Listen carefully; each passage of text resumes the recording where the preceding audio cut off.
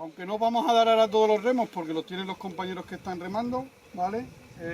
Sí que os voy a explicar un poco cuál es el funcionamiento del remo, para que así cuando vengan ellos, pues sea una explicación así otra vez somera, más rápida, y nos podamos meter lo antes posible en el agua, ¿vale? También sacaremos los chalecos que nos quedan ahí, os daré los chalecos que podamos, y luego los que no tengáis, los que nos queden chalecos y tal, pues con los que vienen con los compañeros. Aquellos que venís con niños más pequeñitos, pues recomendamos que un adulto vaya con el pequeño, ¿vale? Y sobre todo en este caso, pues no, creo que no le vamos a dar remo porque va a ser un estorbo, ¿vale? La cuchara del remo, ¿vale? Tiene una parte más larga y otra parte más corta, ¿vale?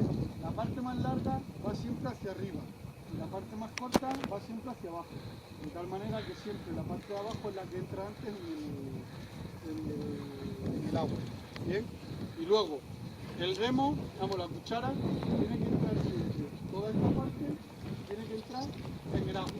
Si entra así y remo así, pues estoy ofreciendo muy poca resistencia al agua, con lo cual me voy a desplazar muy lentamente, ¿vale?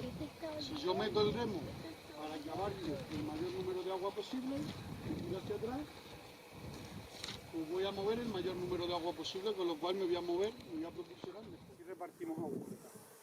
Metemos, traccionamos y empujamos, y ahora hoy tengo que volver a meter la otra cuchara. Si no hago nada en el recorrido, me va a entrar de manera que movilizo muy poca agua, ¿vale?